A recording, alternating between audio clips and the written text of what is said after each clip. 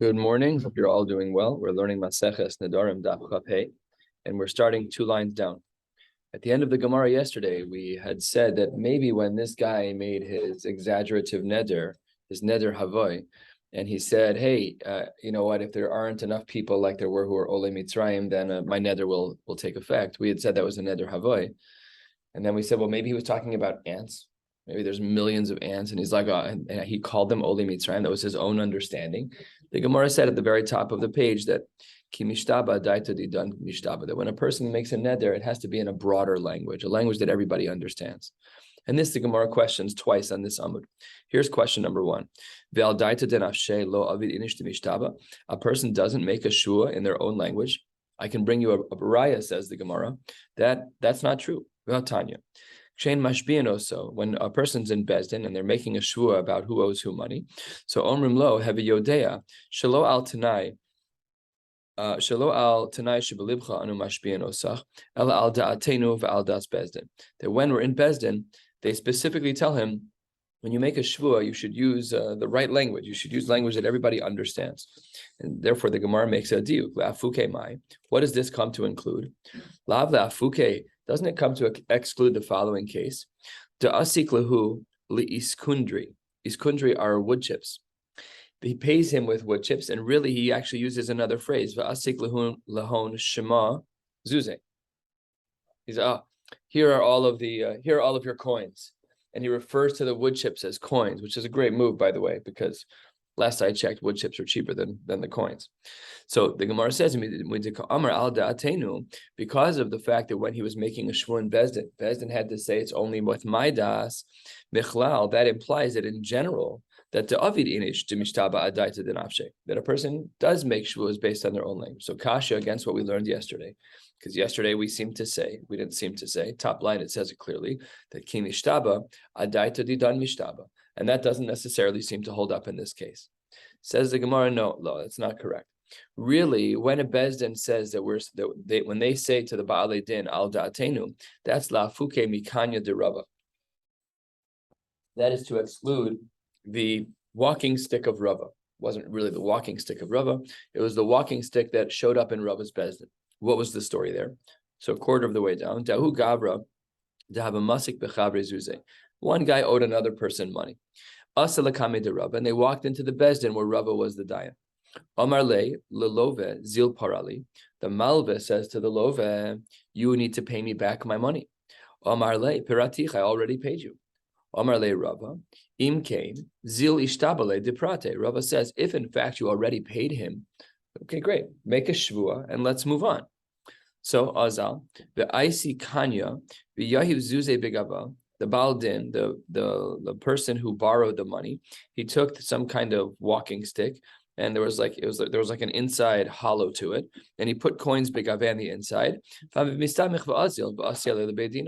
he was walking and holding the stick as a walking stick, but there were all of the coins on the inside. And Omar Leila Malve, and he said to the person who did the lending, Nikot hai kanya biadecha, take this in your hand. Listen to the language. Nikot hai kanya biadecha, take this stick. What was he really referring to? The money on the inside. But he just called it a stick. Nosav Sefer Torah. He took a Sefer Torah. V'ishtaba de pare koma de havale biyade. And then the Malvis, the Love says to the Malva, by giving him this stick, I've given you everything that I owe you. And it was taka true. But the guy looked at the stick. He's like, stop playing these games. What are you doing? It's a stick. You haven't given me the money yet. So he says, Ahu Malva Ragas, he got angry. V'tavra le'ahu kanya. And he smashed it on the floor. He broke this walking stick on the floor. V'ishtapach hanhu zuze le'ara.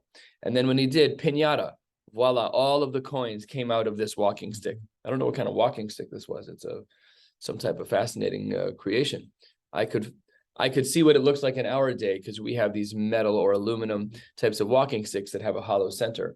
I would have imagined that the walking sticks that they had were solid wood. You know, you cut a little piece of wood, you shape it out a little bit, and then you're done. Either way, that really he had made an appropriate shvua, because when he handed him the kanya, he also handed him all the coins. It's just the guy didn't know it. So the Gemara says that that's what was meant when the initial framing of our Gemara, which was about a case in Bezdin, When the Bezdin says that al da'atenu, al Bezdin, you're making this neder, so that was to exclude the case of Rava. That case should not have happened that way. It should have happened the right way. But no, you cannot make an inference from our case that one is allowed to make a shvua in their own language. And almost halfway down, the Gemara says, wait 1 second. We have another source that seems to imply that a person can make a shvua based on his own volition, on his own language. V'atanya, the Brisa writes, we find this with Moshe Rabbeinu, as he was engaging the Jews to keep Torah. When he made the Jews take a shvua in Arvos Moab, so pre Matan Torah, Amar lahem havu yodim shelo al da'atchem ani mashpia eschem. I'm not asking you to make a neder based on your own understandings of what you think the Torah should be, ela al da'ati ve'al da'as hamakom, but rather based on my understanding of the Torah and HaKadosh Baruch Hu's understanding of the Torah. Shene'amar, as the pasuk says, lo yitchem levadchem. So Moshe said, I'm going to make you make a neder. He was mashbia them that they had to make a neder, and they had to do it under the correct terms. I did a circumcision this week. The father of the baby was a Jew. The mother of the baby was a goy. The father spoke. He went to yeshivas. He's off the derech is an understatement. He spoke at the bris, and he's circumcision, and he said, "I'm just so proud to be able to raise this child in Jewish law, within the Jewish community." And he reinterpreted the Torah how he wanted. That was al daito. That was on his own opinion, on his own accord. That's not how we're mashbia for Torah. We're mashbia for Torah by saying your opinion doesn't matter. Whether or not you like the system, it doesn't matter. The way we connect to Kadosh Baruch Hu is mitzvos, and if you think it's otherwise, I'm sorry, you're just wrong. If a person has a headache and they want to take a Tylenol, that makes sense. You want to take a sugar pill, that doesn't make sense. But I think the sugar pill works. You're just wrong. I'm sorry, but you're wrong.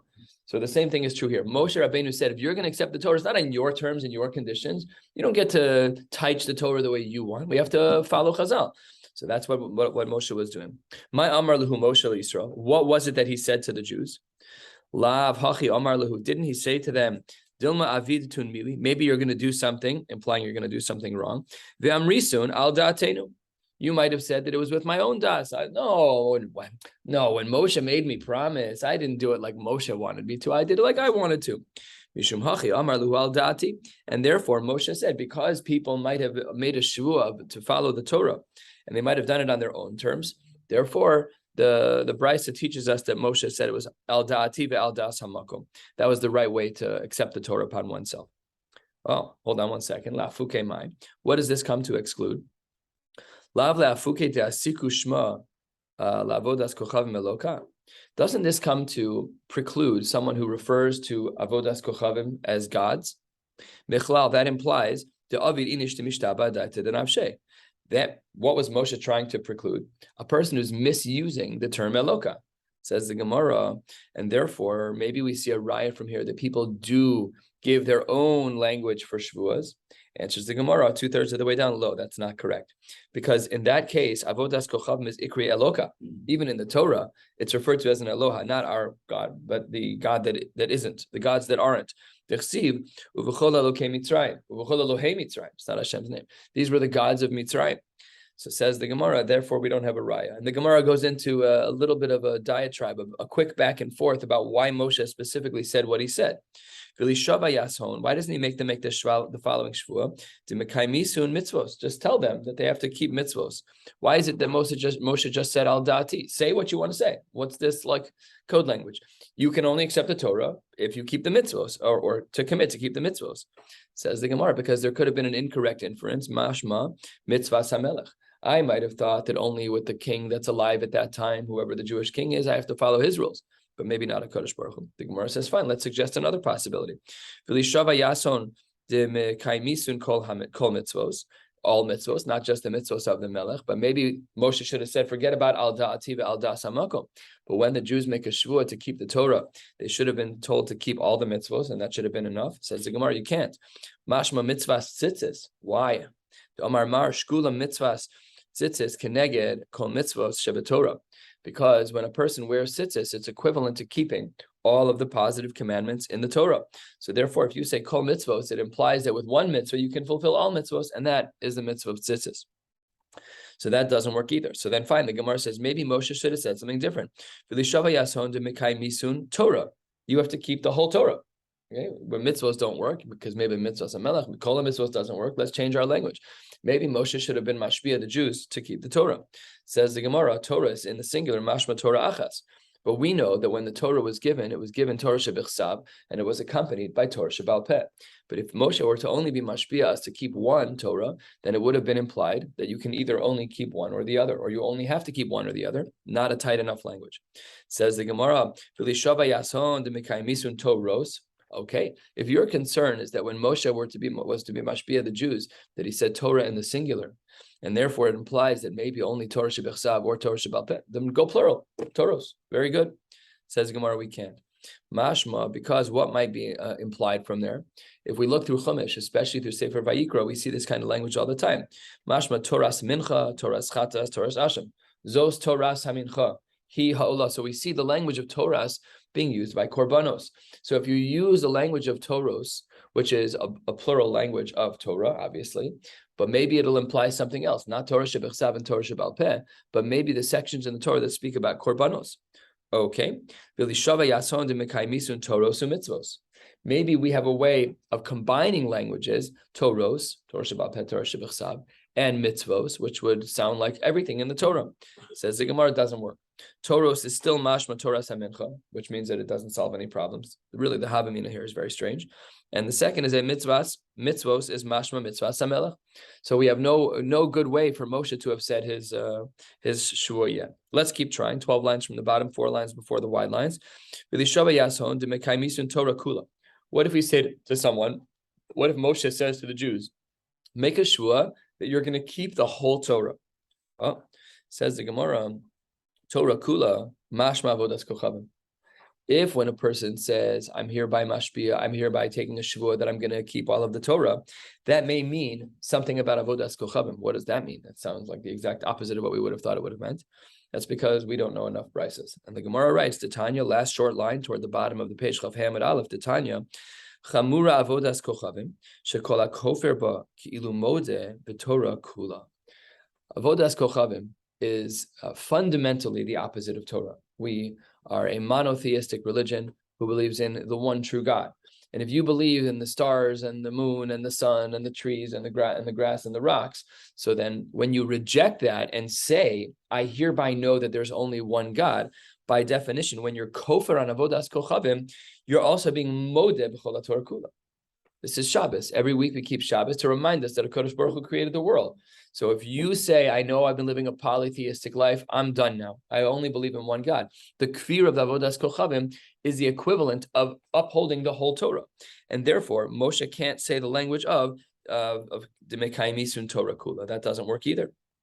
Maybe Moshe can say, V'lishava yason Demekayim Isun avodas kochavim. Torah kula. Maybe he can say we're going to make sure that we reject avodas kochavim and keep the whole Torah. Inami, another possibility is sheish me'os v'shlosh esrei mitzvos. Very, very explicit, very granular. This is a shiur that Moshe could have said or made us say. Moshe Rabbeinu milsa delo tricha nakat. You're right. These two possibilities are reasonable possibilities of what Moshe could have done. Maybe there's another language that Moshe could have told us.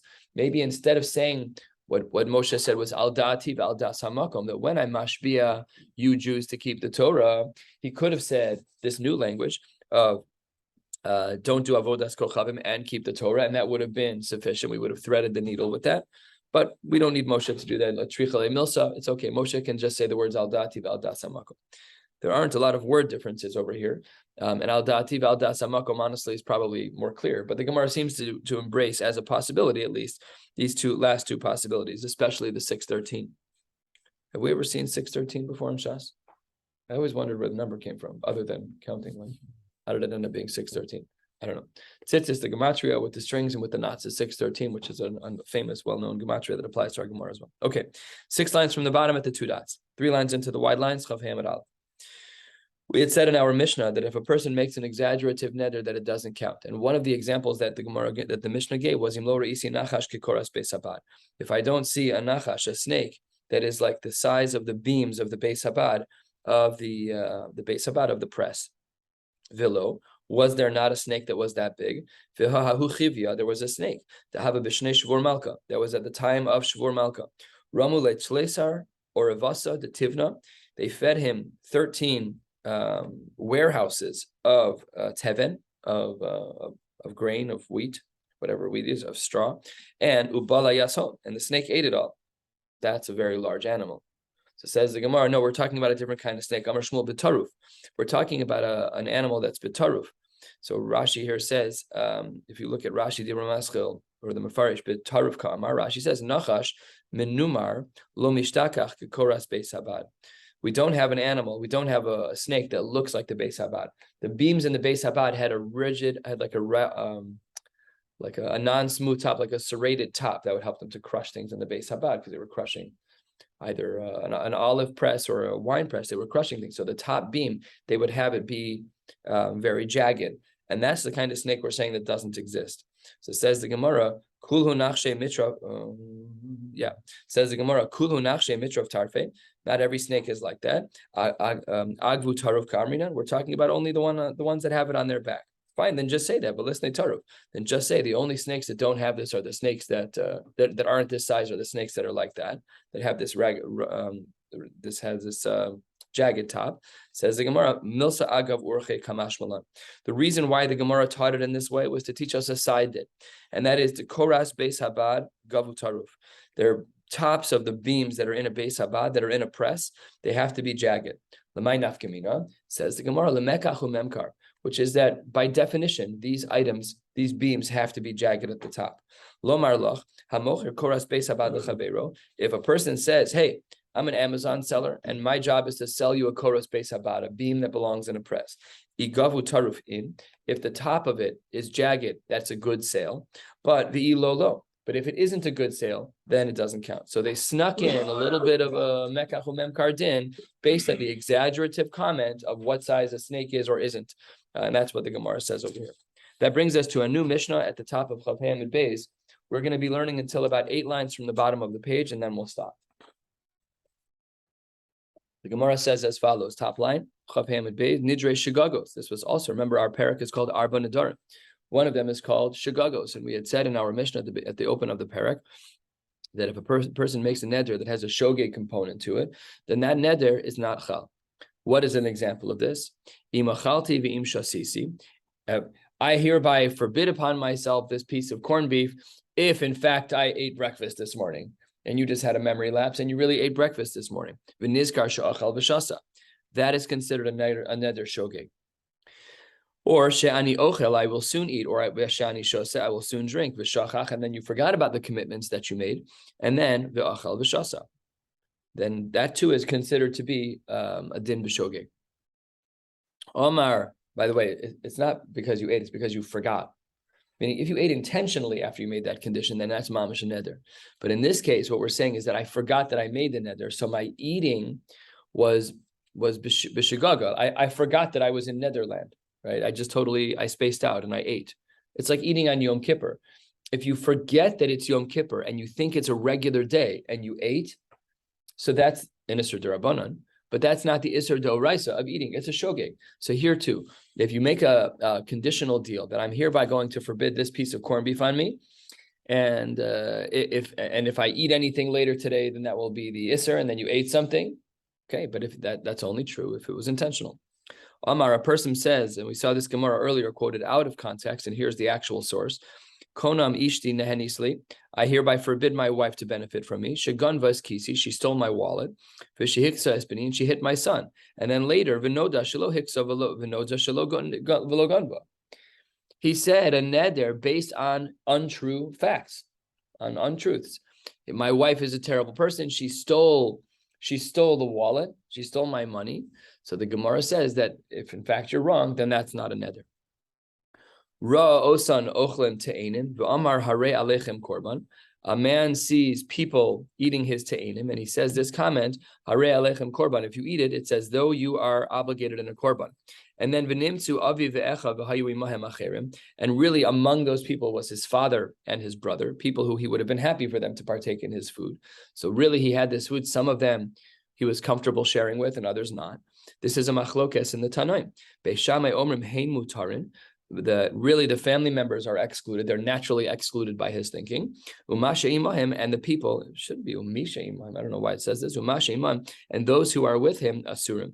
So he separates his the people in the crowd based on his intention. If I make a neder on all of you, and my father's in the room, if any of you eat from my food, I hereby, you can never get hana from me again. But my father, Pasha, can eat my food. That's for sure. The rest of you, whatever. So that's what with Shita Beis Shammai. Beis Hillel says you cannot do that. Beis Hillel omrim elu ve'elu mutarim. Once you have an exclusion to your neder for some people, you now have an exclusion to the rest of the group as well. We don't make distinctions like that. We're going to see this explicitly in the Gemara in a couple of lines. The Gemara opens about a third of the way down. Tana, we have a brisa. Kishem shenidre shegagos mutarim. Just like a person who makes a neder b'shogeg, I should say, they make a neder, and then the features that undo that are b'shogeg. They're mutarin. It's not considered to be a shvua. It's not considered to be a neder. Kach shvuo shegagos mutaros. This is unlike the previous Gemara that we learned, where we had said that there were differences between neder and shvuos, but here by nidre shegagos they are considered the same. Heichi dami shvuos shegagos. What's a shvua of with a shogeg component? Kigon Rav Kahana v'Ravasi. Rav Kahana and Ravasi were talmidim of Rav, and they had a big machlokas about what their Rebbe said. Hadein Amar Shvuasa Dahachi Amar Rav. I hereby make a shvua that my understanding of Rav is correct. You don't know what you're talking about. I'm making a shvua. V'hadein, and the other person did the same thing. V'hadein Amar Shvuasa Dahachi Amar Rav. The kol chad v'chad adaita denafshe shapir kamishtaba. So in that case, that's nothing. They only did it based on their own knowledge, but they did it based on the wrong knowledge. The answer lied with Rav. One of them had to be wrong by definition. If you're making a neder where one person by definition is wrong, then the shvuos are not chal. That's an interesting thing to say. I don't know. It sounds a little unique. They're both standing there screaming about Rav in the Beis Medrash. I know what Rebbe said. No, I know what Rebbe says. I make a shvuah. I also make a shvuah. Good. The second you both make shvuos, now I know that one of you is wrong, because you can't both be right. Lastly, for the day, we had said ra osan ochlin. We had said that if a person, let's say someone's eating, all of you are eating my food without permission. So that was the case in the Mishnah. Tanan Hasam. Poschen b'Shabbosos uv'yamim tovim. We can use Shabbos as a Pesach to get out of a neder. Let's say a person said, I hereby commit to not eat meat for a year.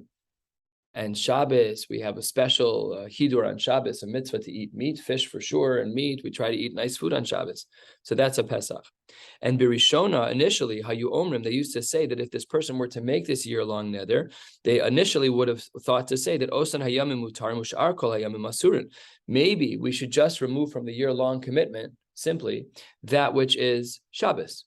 So there's 52 days out of the year. I make a year-long neder. I wasn't really thinking clearly.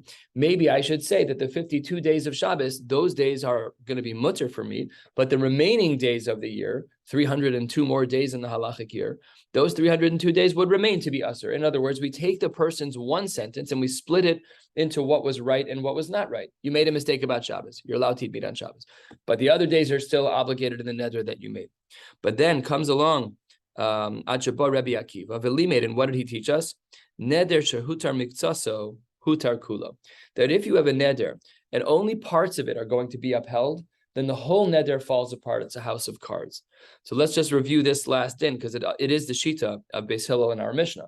Remember the case in our Mishnah that if I feed this whole room, and I really didn't mean to feed all of you, I only wanted my family to eat, and I didn't realize my father was here, so my father ate. We don't say that my father can eat and you guys have the neder. That makes no sense because of this idea of Rabbi Akiva. The neder shehutar mikzaso hutar kulo.